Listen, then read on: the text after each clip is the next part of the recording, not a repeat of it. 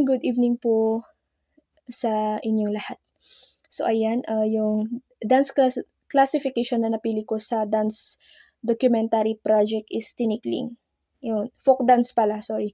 At yung example niya is tinikling, yung ating national folk dance. So ang folk dance is a traditional dance na it reflects our culture or the cultures of any country or any other region. Yan, ganyan. Parang nire-represent nila. So,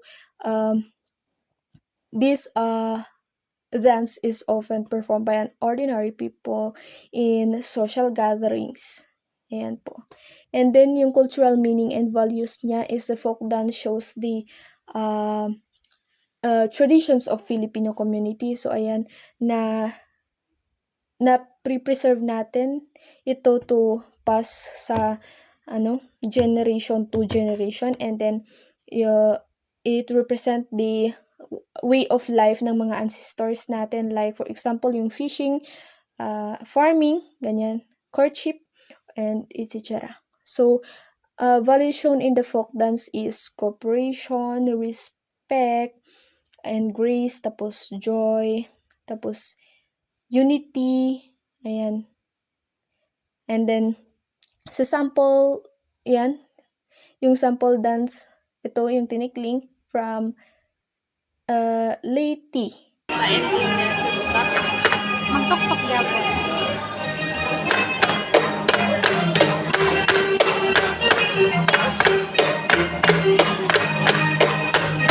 Spider gamay. So, ang props na ginagamit nila is 2 bamboo poles. Yun yung props nila sa tinikling. And then, yun lang, kailangan natin na i-practice yun kasi may mga naiipit yung mga paa.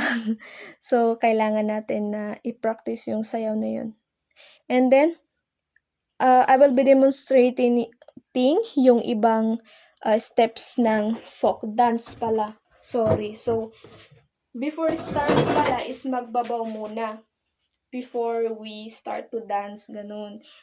Magbabaw muna. Ayan. Yung iba, pinupoint nila yung right leg nila sa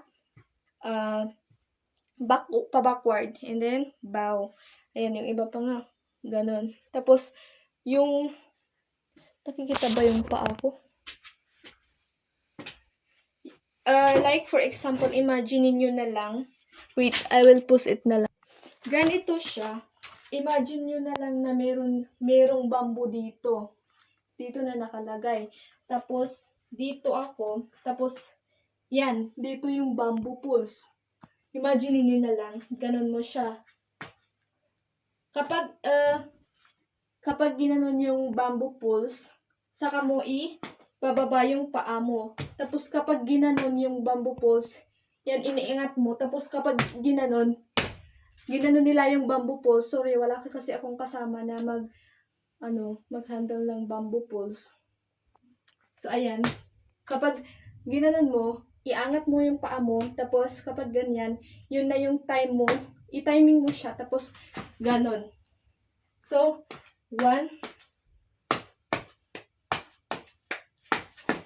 ganon siya.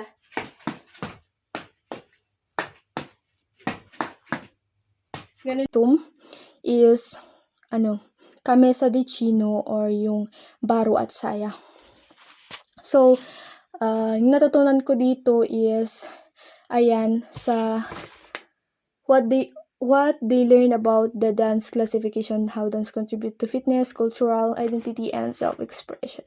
So, ayan, it carries the history and culture kasi na-preserve natin ito when it comes to cultural identity. Ayan. So, nire-remind tayo sa way ng pamumuhay nila before, and sa flexibility naman, sa fitness naman is it has a big contribution kasi natutulungan nila tayo in order to be fit. And then yung coordination, at saka yung stamina natin.